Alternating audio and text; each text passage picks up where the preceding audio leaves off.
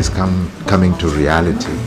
God is now answering the prayers that we had to see the church getting established in Malawi. እዚህ ቤተክርስቲያን አለመኖሩ በማላዊ ምን ያህል እንደተጎዳን ራሱ ያወቅነው የእሳቸውን መምጣት ነው። ልጆች ሌሎች ቤተክርስቲያኖች ከሌላ ዜጋ የሆኑት ወደ ሌላ ቤተክርስቲያን ሲሄዱ እኛ ግን ምንም ቤተክርስቲያን ስለሌለን በጣም ተጽዕኖ ነበር። ለምንድነው እኛ የሌለን? ለምንድነው ኦርቶዶክስ የሌለው ቤተክርስቲያን ብለው ልጆች በጣም ጥያቄ ይጠይቁናል። የሚያስፈልጋትን ህጋዊ ዕውቅና ለመስጠት ለቤተክርስቲያኒቱ ምስረታ የሚያግዝ የቦታም ይሁን ሌሎች ድጋፎችን በመንግስት ደረጃ በተቻለ መጠን ሁሉ አቅማቸው የፈቀደውን እንደሚደግፉ ቃል ተገብቶልን እንግዲህ ከፍተኛ ትኩረት አግኝተናል ማለት ነው።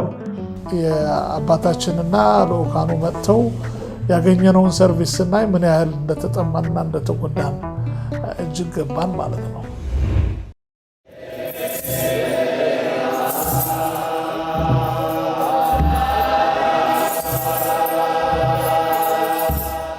የሃይማኖት የታሪክና የባህል እምቅ ሀብት የተቸረው ድንቅ ምድረ ቀደምት ነው የምስራቅ አፍሪካ ቀጠና።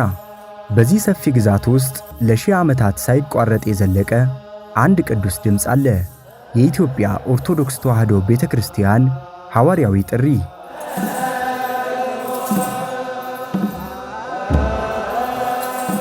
ይህች ሐዋርያዊትና ጥንታዊት ቤተክርስቲያን ከኢትዮጵያ ምድር አልፋ ለመላው ዓለም በተለይም ለአፍሪካውያን የተስፋ ብርሃን ፈንጥቃለች። የኢትዮጵያ ቤተክርስቲያን ለአፍሪካውያን ሃይማኖት ብቻ አይደለችም፣ የነጻነት ምልክት፣ የጥቁር ሕዝቦች የኩራት አርማ ናት። ከቀይ ባህር ዳርቻ እስከ ናይሮቢ አረንጓዴ ምድር፣ ከሱዳን በረሃዎች እስከ ማላዊ ሐይቅ ዳርቻዎች ቅድስቷ ቤተክርስቲያን ራሷ የሆነላትን የኢየሱስ ክርስቶስን የምስራች ወንጌል ለማድረስ በርትታለች። የምስራቅ አፍሪካ ሀገረ ስብከት ኬንያን፣ ዩጋንዳን፣ ታንዛኒያን እንዲሁም ሩዋንዳን እስካሁን ባለው ጊዜ ይዞ በውስጡ ብዙ አብያተ ክርስቲያናትን ይዞ ሐዋርያዊ አገልግሎቱን ሲያከናውን ቆይቷል።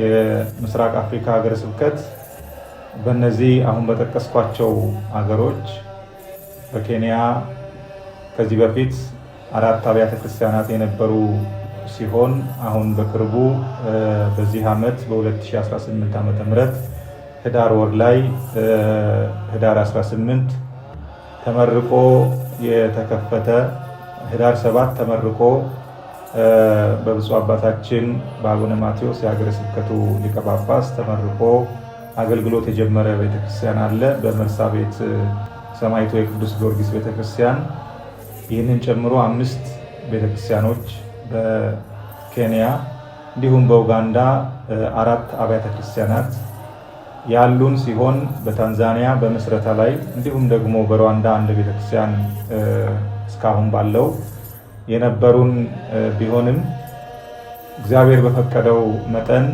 በዚህ ዓመት ሀገረ ስብከታችንን ወደ ሌሎች የምስራቅ አፍሪካ ሀገሮች የማስፋፋት ስራዎች እየተሰሩ ቆይተዋል። እግዚአብሔር በረዳን መጠን በቅርቡ ወደ ማላዊ ሀገረ ስብከታችን የመስፋት እድል አግኝቷል። በማላዊ ሐዋርያዊ ጉዞ መጋቢት 5 ቀን ወደ ማላዊ ሐዋርያዊ ጉዞ ተደርጎ እጅግ በጣም ውጤታማ የሆነ መንፈሳዊ ስራዎች ተሰርተው በማላዊ የኢትዮጵያ ኦርቶዶክስ ተዋሕዶ ቤተክርስቲያን የምትመሰረትበት ቅድመ ሁኔታዎች በእግዚአብሔር ፈቃድ ተመቻችተዋል።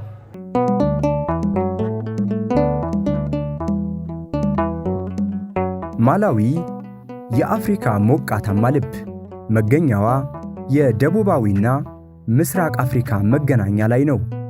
በማላዊ ለዘመናት የቆየው የአፍሪካውያን የመንፈስ ጥማትና የማንነት ፍለጋ በኢትዮጵያ ቤተክርስቲያን አማካኝነት ምላሽ ያገኘ ይመስላል። ከአባይ ወንዝ መነሻ ከቅዱሳን ምድር ኢትዮጵያ ተነስተው የክርስቶስን ወንጌልና የቅዱሳን ሐዋርያትን አሻራ ተሸክመው የዘለቁት አባቶች ማላዊን ሲረግጡ ታሪክ አዲስ ምዕራፍ ከፈተ። ይህ ጉዞ ሃይማኖትን ከሀገር ሀገር የማሻገር ሥራ ብቻ አይደለም። ይልቁንም ጥቁር አፍሪካውያን የገዛ ማንነታቸውን፣ የገዛ ታሪካቸውንና የገዛ ጥንታዊት ቤተክርስቲያናቸውን የማግኘት ትልቅ ታሪካዊ ሁነትም ነው።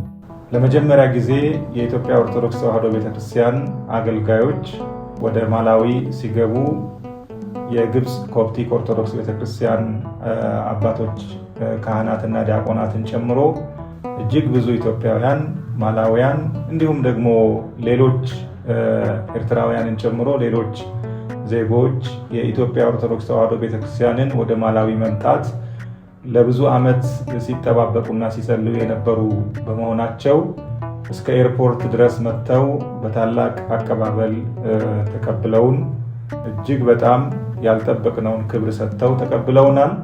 ይህንን ተከትሎ በማላዊ የነበሩ ወንድሞቻችን እህቶቻችን በሀገሩ ለረጅም ጊዜ በስራም በተለያየ ምክንያት ከመኖራቸው የተነሳ ከሚያውቋቸው የማላዊ ዜጎች ባለስልጣኖች ጋር በመሆን መንገዱን በማመቻቸት እድሉን እንድናገኝና የሚመለከታቸውን አካላት እንድናነጋግር እድሉን አመቻችተውልናል። በዚህም መሰረት በማላዊ የሃይማኖት ጉዳዮች የሚመለከታቸውን ሚኒስተር አግኝተን አነጋግረናል።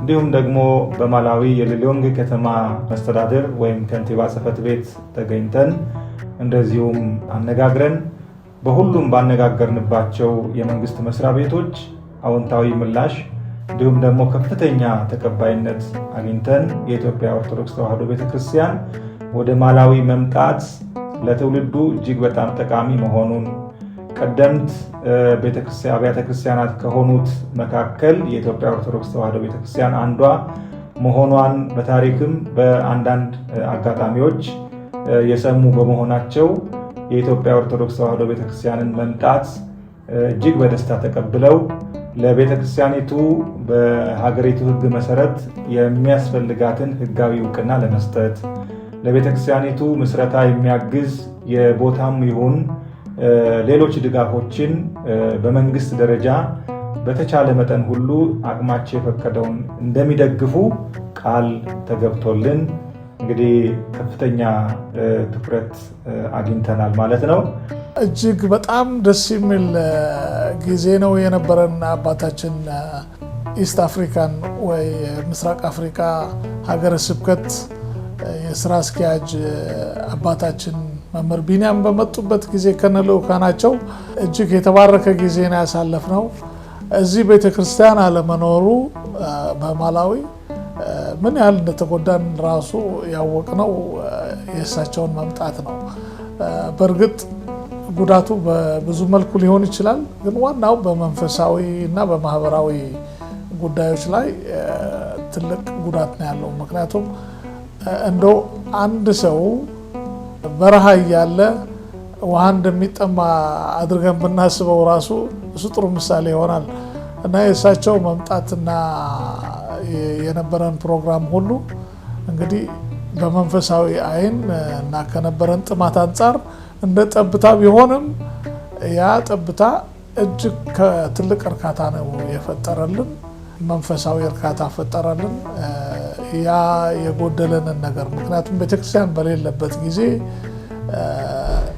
የቤተክርስቲያናችን ስርዓቶች እንደ ቁርባን ልጆች ትምህርት ተምረው ተጠምቀው የማደግ ያ ሁሉ ነው የሚቀርብህና በጣም በቃላት መግለጽም አይቻልም እኛ ያለን የነበረን ጥማትና መንፈሳዊ ጥማትና ጉዳት ማለት ነው።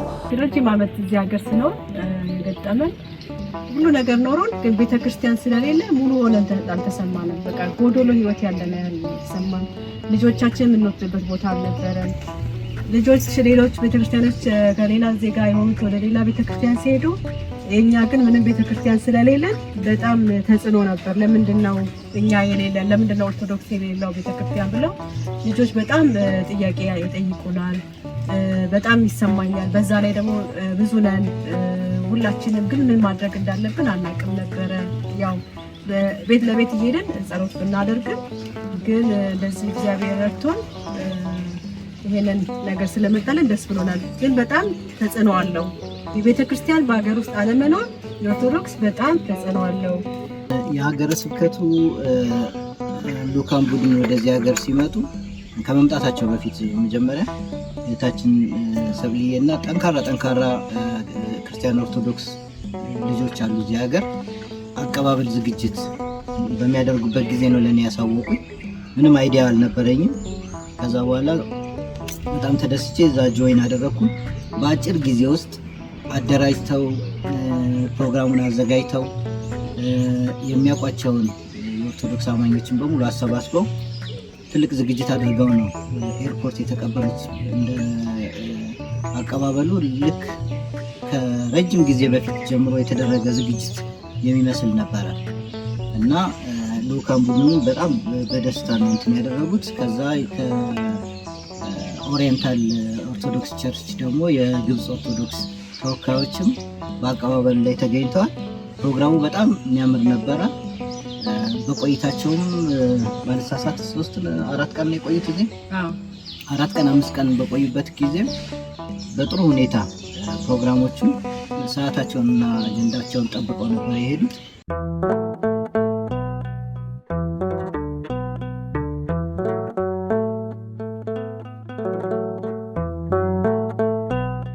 በማላዊ ግዙፍ ተጽዕኖ ካላቸው መገናኛ ብዙሃን መካከል አንዱ ዞዲያክ ቲቪ ነው። በዚህ ቴሌቪዥን ጣቢያ ስለ ኢትዮጵያ ቤተክርስቲያን ጥንታዊነት፣ ስለ ዶግማና ቀኖናዋ እንዲሁም አፍሪካዊ ስለሆነው ሥርዓተ አምልኮዋ ጥልቅ ማብራሪያ ተሰጠ። ይህ በማላዊ ምድር ለተጀመረው ሐዋርያዊ ጥሪ የበኩሉን አሻራ አሳርፏል። የኢትዮጵያ ኦርቶዶክስ ተዋሕዶ ቤተክርስቲያን የምስራቅ አፍሪካ ሀገረ ስብከት ልኡካን ወደ ማላዊ መግባታቸውን የሰሙ ከመንግስት ሚኒስቴር መስሪያ ቤቶች ጋር ተገናኝተን የተለያዩ ውይይቶችን ማድረጋችን ለተለያዩ የማላዊ ሚዲያዎች የተሰማ በመሆኑ በማላዊ ሀገር ከሚታወቀው አንዱ ሚዲያ የሆነው ዞዲያክ የተባለ የቴሌቪዥን ሚዲያ ስለ ኢትዮጵያ ኦርቶዶክስ ተዋሕዶ ቤተክርስቲያን እንድንገልጽላቸው ፕሮግራም ይዘው ኢንተርቪው አድርገናል።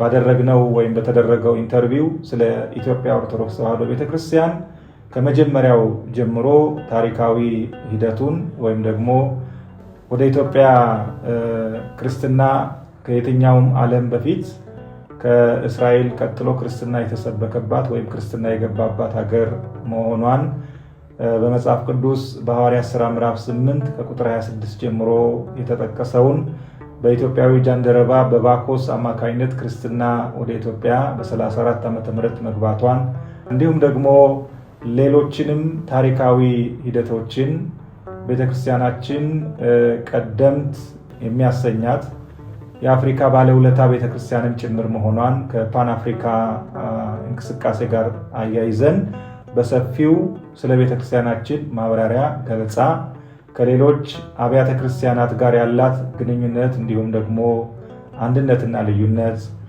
ከኦሪየንታል ኦርቶዶክስ አብያተ ክርስቲያናት ጋር ያላትን የሃይማኖት የእምነት አንድነትና የሥርዓት ልዩነቶች በአጠቃላይ የኢትዮጵያ ኦርቶዶክስ ተዋሕዶ ቤተክርስቲያን ምን እንደሆነች ማን እንደሆነች ሃይማኖቷ፣ ሥርዓቷ፣ ታሪካዊ አመጣጧ ምንድን ነው የሚለውን የማላዊ ዜጎች መረዳት በሚችሉበት በእንግሊዝኛ ቋንቋ በጥቂቱ ለማስረዳት ሞክረናል።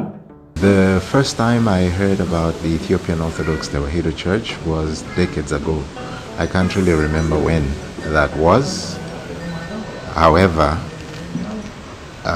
when I saw the interview on Zodiac TV, I was very glad and excited because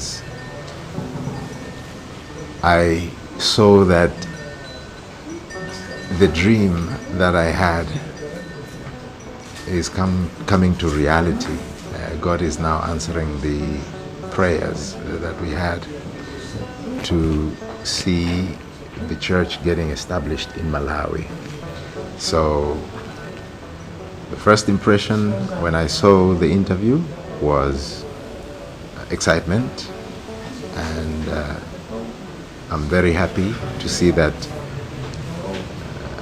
the church hierarchy is really serious about establishing the church in Malawi. በምንሄድበት በምንንቀሳቀስባቸው አካባቢዎች ሁሉ ማላዊያን ዜጎች እያስቆሙ የኢትዮጵያ ኦርቶዶክስ ተዋሕዶ ቤተክርስቲያን ወደ ማላዊ እንድትመጣ እንፈልጋለን ብለው አብዛኞች ጥሪ ያቀረቡ መሆናቸውን ለመገንዘብ ችለናል። ስለዚህ ይህ አጋጣሚ እጅግ በጣም ለቤተክርስቲያናችን ትልቅ የምስራች ትልቅ ዜና ሆኖ ያለፈ ሀገረ ስብከታችን ከሰራቸው እጅግ በጣም ትልቅ ስራዎች ቤተክርስቲያናችንን ለማስፋፋት ያደረገው ትልቅ እንቅስቃሴ ሆኖ አልፏል ማለት ነው። When I was getting into the church, the deacon told me the uniqueness of the teachings of the church. And one of the things that he said to me when he was teaching me, he says, the church is not about cars and things, praying for things, material things. It is about behavior. It teaches one how to behave right. So I like the teachings of the church because it teaches how to behave right in a manner that is consistent with the biblical teachings. If I follow the teachings of the church, I know I would be moving on the right path. So it teaches me how to behave other than just the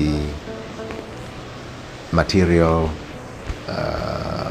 things, or it doesn't promote things that are just to fade away with life on earth, but it is about how to behave right in accordance with the biblical scriptures.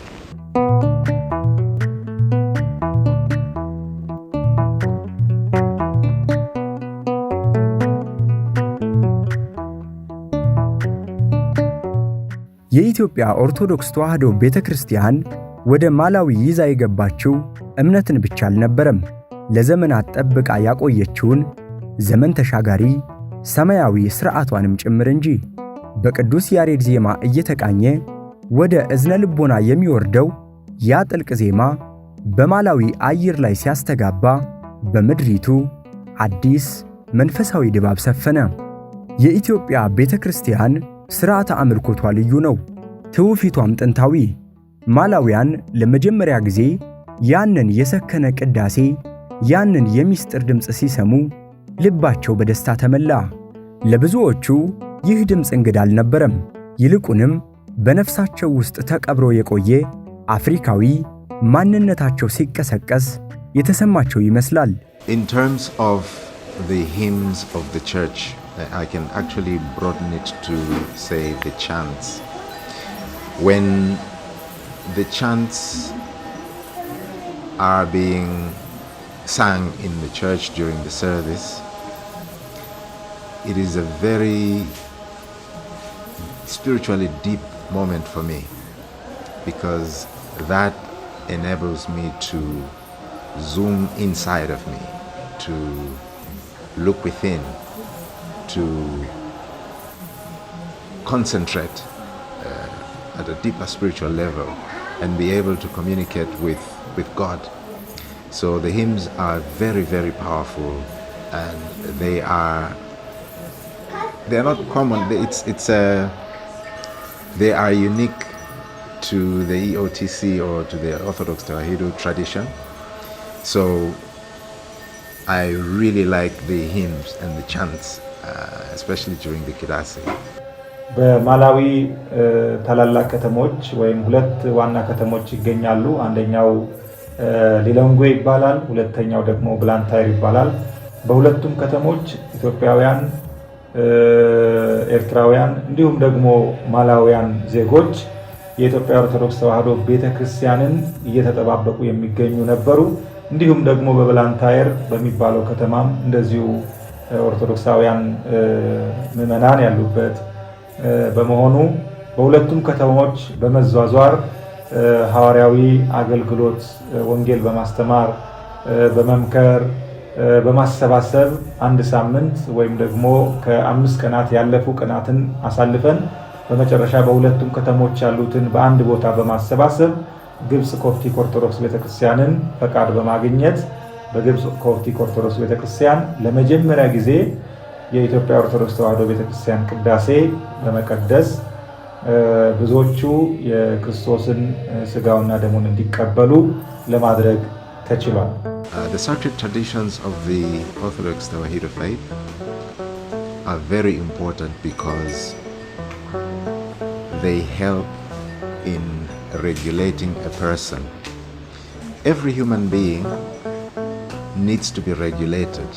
If a human being is not regulated, that human being can wander around, can get lost. So the sacred traditions of the Tewahedo faith help to regulate a human being.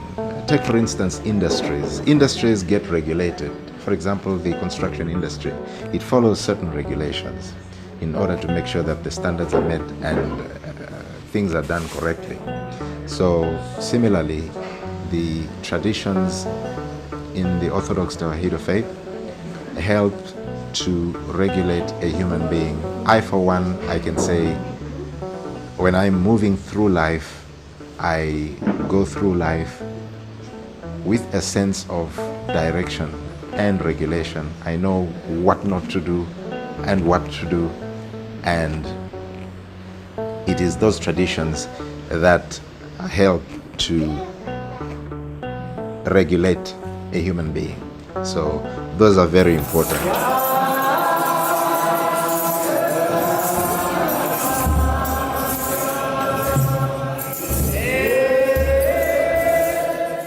ቅድስት ኦርቶዶክሳዊት ቤተክርስቲያን በውጭው ዓለም ለሚኖሩ ኢትዮጵያውያን የማህበራዊ ሕይወት ማዕከልም ናት። የኢትዮጵያ ቤተክርስቲያን ባለችበት ሁሉም አንድ ቤተሰብ ነው።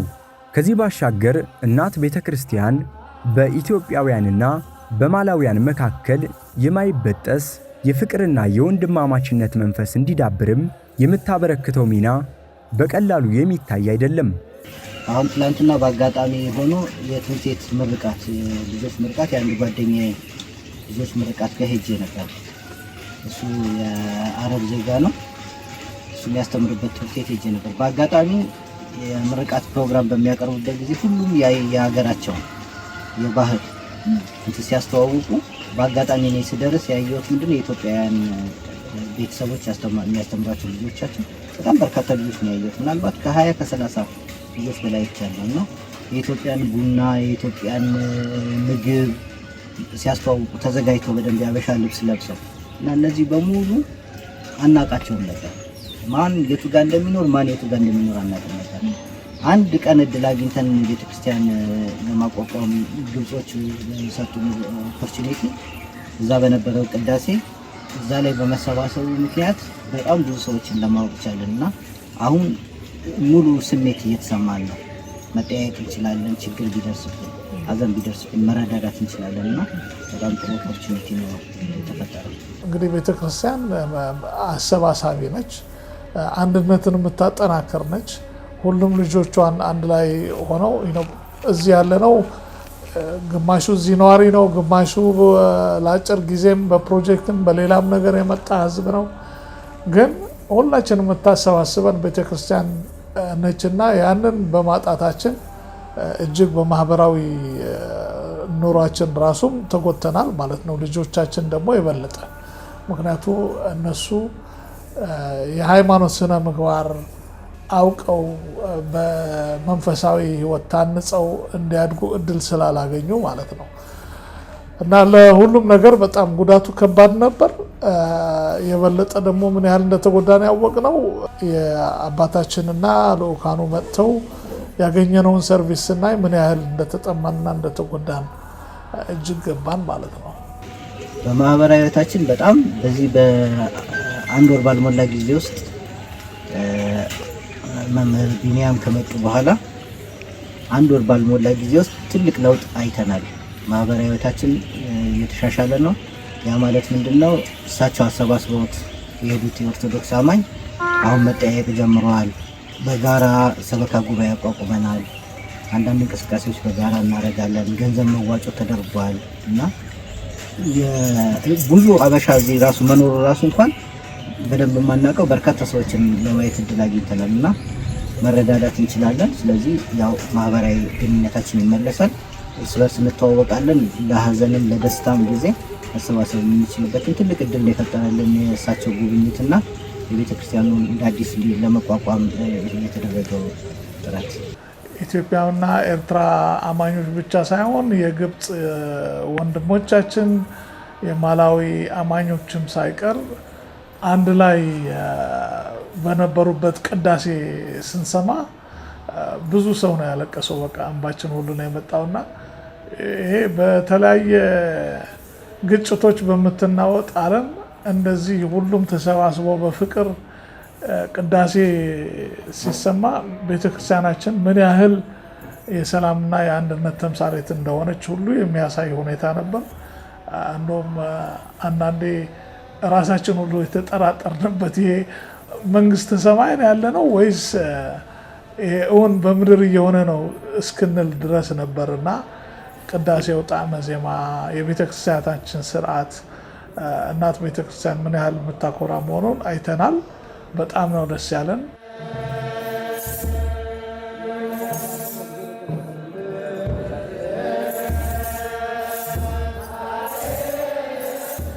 በማላዊ ምድር የተጀመረው ይህ የተቀደሰ ሐዋርያዊ አገልግሎት ወደ ተደራጀ ምዕራፍ ለማሸጋገር በኢትዮጵያውያንና በማላዊያን ወንድሞቻችን ቅንጅት የሰበካ ጉባኤ በይፋ ተቋቁሞ ሥራ ጀምሯል። የሰበካ ጉባኤው መመስረት ዝም ብሎ የአደረጃጀት ጉዳይ ብቻ አይደለም። ይልቁንም የእግዚአብሔርን ቤት በጋራ እንስራ የሚል የፍቅርና የጽናት ቃል ኪዳንም ነው። በቅዳሴው ላይ እንዲሁም ደግሞ በወንጌል አገልግሎቱ ላይ የተገኙትን ምዕመናን በማስተባበር የሰበካ ጉባኤ 12 አባላት ያሉትን ሰበካ ጉባኤ አዋቅረን ጊዜያዊ ሰበካ ጉባኤ ማለት ነው አዋቅረን የተጀመረውን ከመንግስት ፈቃድ የማግኘትና ቤተክርስቲያን መስሪያ ቦታ የማስፈቀድ ሂደቱን የሚያስቀጥሉ ጠንካራ ምዕመናንን ከኢትዮጵያውያን፣ ከኤርትራውያን እንዲሁም ደግሞ ከማላውያን በማቀናጀት 12 አባላት ያሉትን የሰበካ ጉባኤ አባላትን አዋቅረን ለብፁዕ አቡነ ማቴዎስ በኢትዮጵያ ኦርቶዶክስ ተዋሕዶ ቤተክርስቲያን የመገናኛ ብዙሃን ድርጅት ስርጭት የበላይ ኃላፊ ሊቀ ጳጳስ፣ የሰሜን እና የምስራቅ አፍሪካ ሀገረ ስብከት ሊቀ ጳጳስ ለሆኑት አቅርበን ብፁዕነታቸው እጅግ በጣም ጊዜ ሳይወስድ በአስቸኳይ የሰበካ ጉባኤውን አጽድቀው ሰጥተውን ያ ለተመረጡት የሰበካ ጉባኤ አባላት እንዲደርሳቸው ተደርጎ በአሁኑ ሰዓት እጅግ በጣም በከፍተኛ ሁኔታ አገልግሎት እያደረጉ እየሰሩ ይገኛሉ። የተጀመረውን ቤተክርስቲያኒቱን የማስመዝገብ ስራ በከፍተኛ ሁኔታ እየተከታተሉ እያስፈጸሙ ይገኛሉ። ለማላዊ ፕሬዝዳንት አስፈላጊው ደብዳቤ ቤተክርስቲያኒቱ እውቅና የምታገኝበት ማመልከቻ ደብዳቤ ቀርቦ በፕሬዝዳንቱ ትዕዛዝ ተሰጥቶ የሚመለከተው አካል እየሰራበት ይገኛል። ሰበካ ጉባኤውም እየተከታተለ በማስፈጸም ላይ ይገኛል። ጊዜያዊ ሰበካ ጉባኤው የተሰጠውን ታሪካዊና መንፈሳዊ ኃላፊነት ለመወጣት ዝግጁ ነው። እኛ እዚህ በመገኘታችን ትልቅ የእግዚአብሔር ጸጋ አድርገን ነው የምናስበው። ሁሉም ይህንን በፍርሃትና ለቤተክርስቲያን ባለው ክብር ሁሉም የራሱን ድርሻ ለመወጣት ዝግጁ ሆኖ በደስታ ነው የተቀበልነው። እንግዲህ ይህንን ታሪካዊ ኃላፊነታችን ለመወጣት ያው ተሰብስበን ንግግር ጀምረናል። የሚያስፈልገንን የአስተዳደራዊ መዋቅሮችም እያስቀመጥን ያለ ነው። እንግዲህ በቀዳሚነት መሰራት ያለበት እዚህ አባታችን መጥተው በነበሩበት ጊዜ ከተለያዩ የመንግስት ኃላፊዎች ጋር ተነጋግረዋል። ያው እግዚአብሔር ቀድሞም ራሱ ስራዎችን ስላዘጋጀ በጣም ትልቅ ተስፋ የሚሰጥ ነገር ነው የተነገረን በሚመለከታቸው ክፍሎች ሁሉ። ስለዚህ ያ የተሰጠንን ቃልና ተስፋ ወደ ተግባር ለመቀየር የመጀመሪያው እርምጃ ህጋዊ ምዝገባን ማጠናቀቅ ነው። እሱን ካጠናቀቅን በኋላ ያው የቤተክርስቲያናችንን አካውንት ይከፈታል። የሀብት የማሰባሰብ ስራ እንሰራለን።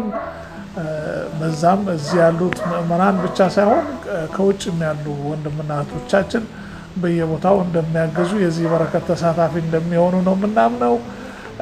እግዚአብሔር የማይጨርሰው ነገር አይጀምርምና አሁን ያየነው የሀገረ ስብከቱ ልዑካን መምጣት ወደዚህ ትልቅ ተስፋ ነው የጫረው። ትልቅ መንፈሳዊ መነቃቃት ነው የፈጠረው። ስለዚህ የሀብት ማሰባሰቡን ስራ ከሰራን በኋላ ያው ጎን ለጎን ደግሞ መሬት የማግኘትን ነገር ኦልሬዲ ጀምረናል። እሱም በርትተን የምንሰራበት ይሆናል። ምዕመናን የማሰባሰብ በጊዜያዊነትም ቢሆን የራሳችን የምንለው ቤተክርስቲያን እስኪሰራ ድረስ ትምህርት ለልጆች የምንሰጥበት እኛም ተሰብስበን የምናመልክበትና የምንዘምርበት የሆነ ቦታ እያፈላለግን ነው። ቢቻል አንድ ቋሚ የሆነ ቦታ ተከራይተንም ቢሆን ለመጀመር ነው ሀሳብ ያለን። ያ ካልሆነ ደግሞ በየተራ ምዕመናን ቤት እየሄድን የምናደርገው ነገር ይሆናል። ስለዚህ ዋናው ህጋዊ ምዝገባውን ማጠናቀቅ፣ ከዛ ቀጥሎ ያሉ ስራዎችን የሀብት የማሰባሰብ ስራ ይሰራበታል። ግን ጎን ለጎን ደግሞ ትምህርት የምንሰጥበት በተለይ ለልጆች የሃይማኖት ስነ ምግባር ይዘው እንዲያድጉ ቤተክርስቲያን እንዲያውቁ የሚያደርግ ትምህርት ለመስጠት ነው ዝግጅት እያደረግን ያለ ነው። ሁሉም በምንሰራው ስራ እንግዲህ እግዚአብሔር ይረዳናል። የአባታችንም ጽኑ ድጋፍ እንዳለን እናምናለን። ሁሉም በእግዚአብሔር ፈቃድ ደግሞ እንደሚሳካ አንጠራጠርም። To have a permanent church building in Malawi would be such a blessing for the faithful, for the Christian, because the church will be the place where the faithful would go, whether it's on a daily basis or on a weekly basis or however regular that would be, to commune or to congregate with other Christians of the same faith. And it would also assist in the sacraments. For one to be a good Christian, you have to be able to receive the sacraments from the church. So when the church comes, it will help those that are faithfuls to receive the sacraments in their lives. So the church is very, very important that it gets established in Malawi. ቦታ ተረክበን ቤተክርስቲያን ሰርተን ለምዕመናን አደራጅተን አገልግሎቱን በዛ ያለውን መንፈሳዊ አገልግሎት በሙሉ እስክናስጀምር ድረስ ምንም ጊዜ የምንሰጠው ነገር አይደለም። እንከታተላለን። ሀገረ ስብከቱ በከፍተኛ ሁኔታ ተከታትሎ የሚያስፈጽመው ስራ ነው ማለት ነው።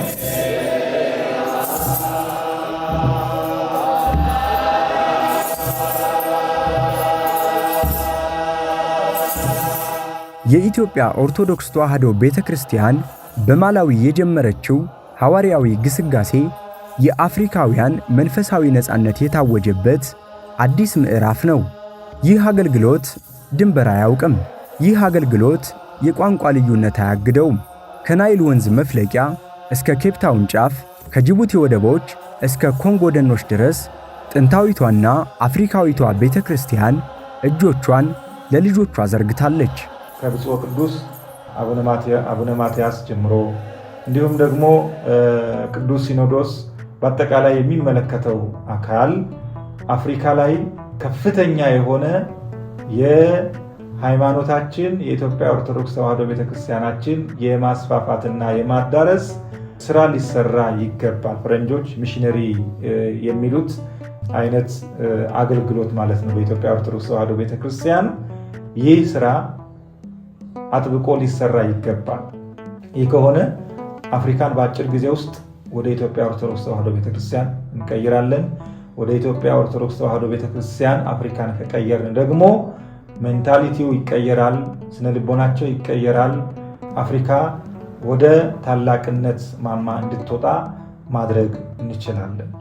ስለዚህ በምስራቅ አፍሪካ የተጀመሩ ቤተክርስቲያናችንን ሃይማኖታችንን የማስፋፋት ስራ በቀጣይ በኮንጎ በቡሩንዲ ይቀጥላል። በአጭር ጊዜ ውስጥ በኮንጎ እንዲሁም በቡሩንዲ ይህንን በማላዊ የጀመርነውን ስራ እንቀጥላለን። እንዲሁም ደግሞ በቅርቡ በኮትዲቯር በአንድ ታላቅ መምህር አሳሳቢነት በመጋቤ ሐዲስ ቀሲስ መንግስቱ እጅግ በጣም መስዋዕትነት የተከፈለበት የሐዋርያዊ ስራ በቅርቡ ብፁዕ አባታችን አቡነ ሄኖክ በተገኙበት ከ5000 ካሬ ሜትር በላይ ቦታ ቤተክርስቲያን መስሪያ ቦታ መረከቧን ሰምተናል። ያ ስራ በቀላሉ የተጀመረ ስራ አልነበረም። መምህራችን መጋቤ ሐዲስ መምህር መንግስቱ ወደ ስፍራው ወደ ኮትዲቯር ለመጀመሪያ ጊዜ ተጉዘው የነበረው የሚያውቋቸውን ሰዎች ለመጎብኘት ነበር። ነገር ግን በሄዱበት አጋጣሚ የቤተክርስቲያን ልጅ ናቸውና የቤተክርስቲያን ልጅነታቸውን ተጠቅመው መምህርነታቸውን ተጠቅመው ሐዋርያነታቸውን ተጠቅመው የሐዋርያትን ስራ ሰሩ። ቤተክርስቲያናችን በዚያ ሀገር ለምንድን ነው ማትተከለው? ለምንድን ነው ማትሰፋው? ብለው ቁጭት በውስጣቸው በልባቸው ስለነበረ በኮትዲቯር ያለውን ቤተክርስቲያናችን ዛሬ የተቀበለችውን የይዞታ ማረጋገጫ ብቻ ሳይሆን በኮትዲቯር ሀገር ስለ ቤተክርስቲያናችን የሚወራውን ችቦ ያቀጣጠሉት መምህር መጋቤ ሐዲስ ቀሲስ መንግስቱ ናቸው። እኚህ መምህር በዚያ በኮትዲቯር ብቻ አላበቁም። በሴንትራል አፍሪካ እንዲሁም በመካከለኛው አፍሪካ ማለት ነው ይሄንን ችቦ በማቀጣጠል ላይ ይገኛሉ። በጊኒ፣ ማላቦ እንዲሁም በሌሎች የምዕራብ አፍሪካ ሀገሮች ላይ ከፍተኛ የሆነ እንቅስቃሴ እያደረጉ ይገኛሉ። እንግዲህ እኛ በምስራቅ አፍሪካ እየተንቀሳቀስን እግዚአብሔር ደግሞ በመካከለኛው አፍሪካ ሰው አስነስቷል። ይሄ በጠቅላይ ቤተ ክህነት በቅዱስ ሲኖዶስ ከፍተኛ ድጋፍ ተሰጥቶት ከፍተኛ ትኩረት ተሰጥቶት ሊሰራበት የሚገባ ጉዳይ ነው። ቤተክርስቲያናችን ከምንጊዜውም በላይ በዓለም ላይ ደምቃ ልትታይ የሚገባት በአፍሪካ ሀገር በአፍሪካውያን ልብ ላይ የኢትዮጵያ ኦርቶዶክስ ተዋሕዶ ቤተክርስቲያንን መትከል እጅግ በጣም ትልቅ ታሪክ ነው እና ይህንን በመስራት ላይ እንገኛለን። ብፁዓን አባቶቻችን በጸሎታችሁ እንድታስቡን፣ አባቶቻችን በመላው ዓለም የምትገኙ ምዕመናን ሁላችሁም ለቤተክርስቲያናችን መስፋት ለቤተክርስቲያናችን አገልግሎቷ መስፋት ሁላችሁም የበኩላችሁን አስተዋጽኦ እንድታደርጉ በሄዳችሁበት ሁሉ ቤተክርስቲያኒቱ እንድትታይ የበኩላችሁን ስራ እንድትሰሩ ለማሳሰብ ነው። ይህንን አገልግሎት ስናገለግል በጸሎታቸው በመመሪያ በመስጠት ትእዛዝ በመስጠት ቤተክርስቲያን የምትሰፋበትን ስራ እንድንሰራ በመምከር በመገሰጽ ትልቁን ስራ ከጀርባችን ሆነው ሲሰሩ የቆዩት ብፁዕ አባታችን አቡነ ማቴዎስ የሀገረ ስብከታችን ሊቀ ጳጳስ እጅግ አድርገን እናመሰግናለን። ጸሎቶ አይለየን፣ ቡራኬው አይለየን።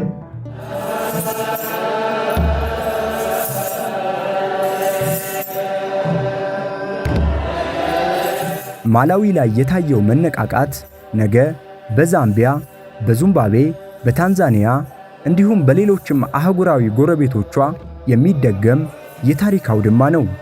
ቤተ ክርስቲያን የማንም አይደለችም፣ የሁላችንም ናት። ኢትዮጵያዊቷ ቤተ ክርስቲያን ለአፍሪካ ያላት ስጦታ ፍቅር፣ ሰላምና ጥንታዊ ማንነት ነው። በማላዊ የተጀመረው ብርሃን ድፍን አፍሪካን እያዳረሰ ይዘልቃል። ትውልድ ያልፋል፣ ታሪክ ይቀጥላል። ዛሬ በማላዊ አፈር ላይ የተቀመጠው መሰረት ነገ ለአህጉሪቱ በሙሉ የጽናትና የአንድነት ተምሳሌት ሆኖ ይቆማል። ጉዞው ቀጥሏል፣ ብርሃኑም ይፈነጥቃል። አፍሪካ በገዛ ልጆቿና በጥንታዊት ቤተክርስቲያኗ አማካኝነት ወደ ቀደመ ክብሯ ትመለሳለች። የወንጌል ድምፅ ከአድማስ እስከ አድማስ ያስተጋባል።